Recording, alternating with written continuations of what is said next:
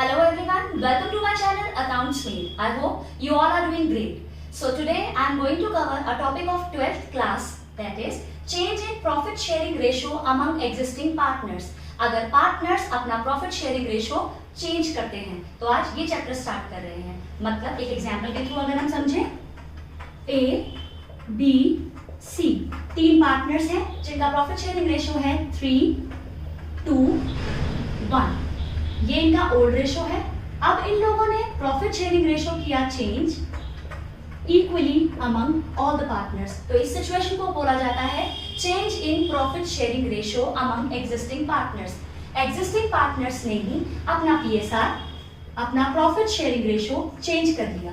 तो question start करने से पहले या इसके बारे में समझने से पहले थोड़ा सा टॉपिक को और अच्छे से समझते हैं। Change in profit sharing ratio among existing partner को आप रिकॉन्स्टिट्यूशन क्या बोल सकते हैं?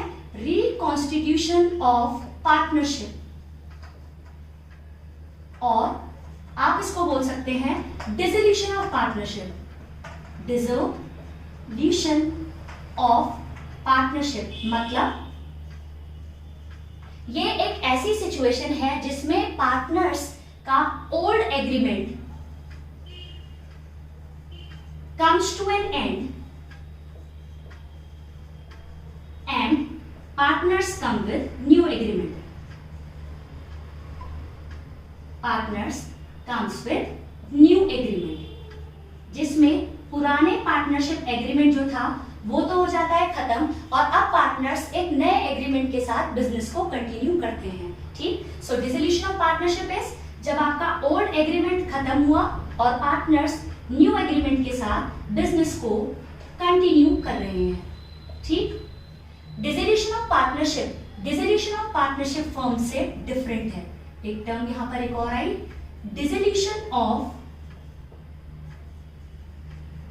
Partnership firm. Dissolution of partnership firm का मतलब होता है complete disclosure of all the activities of the organisation. Business में जो भी चल रहा है सब खत्म, अब कोई पार्टनरशिप एग्रीमेंट एग्जिस्ट नहीं करता। यहाँ पार्टनरशिप एग्रीमेंट एग्जिस्ट करता है, सिर्फ कुछ चेंजेस हुए हैं। ठीक, पार्टनर्स कंटिन्यू करते हैं विद न्यू एग्रीमेंट, लेकिन इस सिचुएशन में फर्म कंटिन्यू करती ही नहीं है। सारे असेट सोल्ड हो जाते हैं, सारी लायबिलिटीज पे ऑफ हो जाती हैं, और आपका बिजनेस, और you can say partnership firm का जो बिजनेस है it comes to an end. Correct? तो मैक्सिमम टाइम में क्वेश्चन आता है what do you mean by dissolution of partnership and dissolution of partnership firm. So dissolution of partnership means old partnership agreement comes to an end and the partners come with new agreement. And dissolution of partnership firm means assets are sold off, liabilities are paid off and your business comes to an end. Correct? कई बार इस point पर एक question और arise होता है कि what are the occasions of dissolution of partnership? क्या पूछा जाता है? Occasions, कौन कौन सी ऐसी situations हैं जहां डिसोल्यूशन ऑफ पार्टनरशिप होता है? तो पहली सिचुएशन तो आपने अभी पढ़ ली, चेंज इन पीएसआर मतलब change in profit sharing ratio is the occasion जब आपका डिसोल्यूशन ऑफ पार्टनर्स होता है, डिसोल्यूशन ऑफ पार्टनरशिप होता है। करेक्ट? दूसरी सिचुएशन क्या होगी? Admission of a partner. अगर एक नया पार्टनर पार्टनरशिप फर्म को ज्वाइन करता है तो उस सिचुएशन को भी डिसोल्यूशन ऑफ पार्टनरशिप कहा जाता है। डिसोल्यूशन ऑफ पार्टनरशिप फर्म एक नेक्स्ट चैप्टर है अलग, उससे अपने आप को कंफ्यूज नहीं करना। डिसोल्यूशन ऑफ पार्टनरशिप कहा जाता है एडमिशन की सिचुएशन को भी। थर्ड सिचुएशन जो आपको याद रखनी है that is retirement and death of a partner. ये सारी ओकेजन्स हैं of dissolution of partnership. Dissolution of partnership मतलब पुराना एग्रीमेंट खत्म, पार्टनर स्टार्ट करेंगे बिजनेस विद न्यू एग्रीमेंट। और अगर ओकेजन पूछे जाते हैं तो change in PSR, admission, retirement and death of a partner are the occasion जब भी आपका डिसोल्यूशन ऑफ पार्टनरशिप होती है। ठीक, तो ये सारे चैप्टर है 1 बाय 1 जो हमें पढ़ने हैं, और dissolution of partnership form partnership का बिल्कुल एंड वाला चैप्टर, तो दोनों अलग अलग मतलब है। तो अब कंटिन्यू करते हैं अपना चेंज इन पीएसआर से। सो एबीसी 3:1 इनका रेशियो था, अब इनका रेशियो हो गया 1:1:1। ऐसी सिचुएशन में जब पार्टनर्स के बीच का प्रॉफिट शेयरिंग रेशियो चेंज होता है तो कोई पार्टनर गेन करता है, किसी पार्टनर का शेयर बढ़ जाता है, किसी पार्टनर का शेयर कम हो जाता है। उसी सिचुएशन को कैलकुलेट करने के लिए आप एक रेशो निकालते हैं, सैक्रिफाइसिंग रेशो। सैक्रिफाइसिंग रेशो का फॉर्मूला होता है old share minus new share, और इसको याद करने के लिए हम कैसे याद करते हैं, son. Sacrificing ratio is equals to old ratio minus new ratio. अब आप ए का सैक्रिफाइस निकालिए। ए ने कितना सैक्रिफाइस किया, ओल्ड रेशो क्या था 3, 4, 5, 6, टोटल बेस 6, तो ओल्ड रेशो था 3/6। न्यू रेशो क्या है 1/3, बेस आपका 6, 2, तो इसने 1/6 सैक्रिफाइस किया। अब सैक्रिफाइसिंग रेशो निकाल रहे थे, वो पॉजिटिव आया तो इसने सैक्रिफाइस किया। अब आप बी का सैक्रिफाइस निकालें। बी ने कितना सैक्रिफाइस किया, ओल्ड इज 2/6, न्यू इज 1/3, तो इसका रेशो आता है 0। इसने ना सैक्रिफाइस किया ना ऑपोजिट गेन किया। ठीक, अब बात करते हैं सी के सैक्रिफाइस की। सी ने कितना सैक्रिफाइस किया चेक करते हैं, old ratio 1/6, new ratio 1/3, new ratio is 1/3। तो अब इसको कैलकुलेट करते हैं, 2, ये आ गया माइनस का 1/6। सैक्रिफाइस नेगेटिव में मींस इसने क्या किया, गेन। होपफुली आपको ये समझ में आया। अब ये निकाला सैक्रिफाइसिंग रेशो। सैक्रिफाइसिंग रेशो का फॉर्मूला था old share minus new share. Son से हमने इसको याद किया, तो जब हमने सैक्रिफाइस निकाला तो ए ने सैक्रिफाइस किया 1/6, बी ने कुछ भी नहीं, और सी ने सैक्रिफाइस का ऑपोजिट नेगेटिव आया, उसने किया गेन। इस सिचुएशन में सैक्रिफाइसिंग रेशो आप कैलकुलेट कर लिए। Sacrificing ratio is equals to old minus new, और उसमें हमने निकाला ए ने सैक्रिफाइस किया 1/6 और सी ने गेन किया था 1/6। इसको आप गेनिंग रेशो के थ्रू भी कैलकुलेट कर सकते हो। कैसे देखते हैं। गेनिंग रेशो का फॉर्मूला होता है,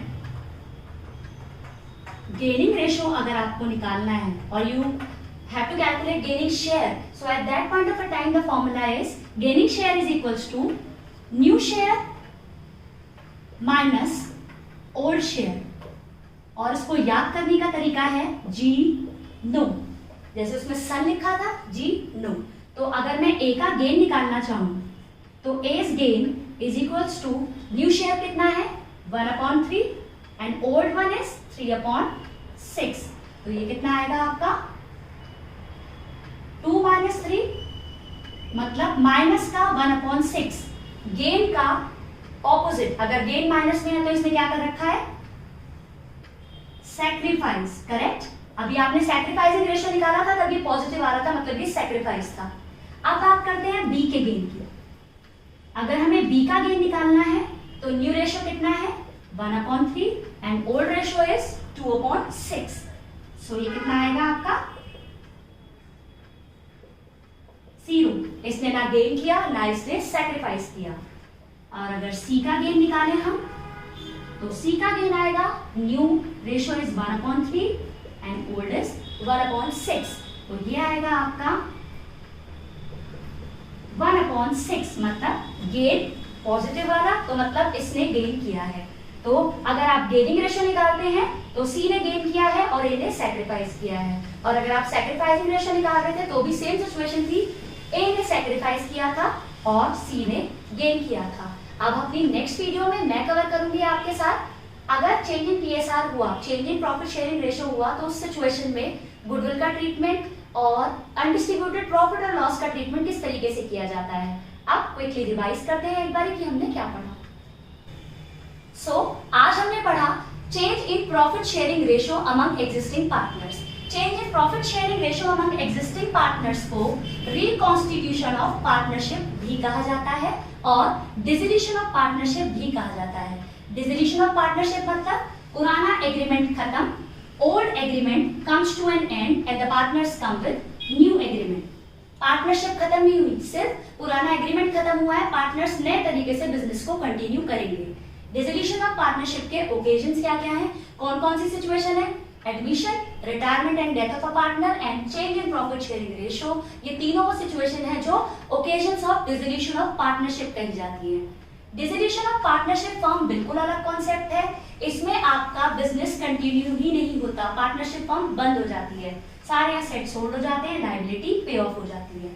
जब आपका ओल्ड एग्रीमेंट में जो भी पार्टनर्स का रेशो था, अगर पार्टनर्स ने रेशो चेंज किया तो आप चाहे sacrificing ratio that is old ratio minus new ratio, या आप gaining ratio that is new ratio minus old ratio. और याद करने के लिए हमने क्या किया, सन या जीनू दोनों से आपका रिजल्ट सेम ही आने वाला है। जैसे मैंने गेनिंग रेशो में क्या किया, ए का गेन निकाला न्यू माइनस ओल्ड से, तो ए का गेन आ रहा है नेगेटिव, मींस उसने किया है सैक्रिफाइस, बी ने कुछ नहीं किया और सी ने गेन किया है 1/6। अगर मैं सैक्रिफाइसिंग रेशो से इसको कैलकुलेट करती तो भी रिजल्ट हमारा सेम ही रहने वाला था। तो आई होप आपको चेंज इन टीएसआर का मतलब समझ में आया है। अगर आपको मेरी वीडियो अच्छी लगती है तो इसे लाइक कीजिए, शेयर कीजिए, subscribe my channel and don't forget to press the bell icon so that you can get the notifications of my latest updates. Thank you.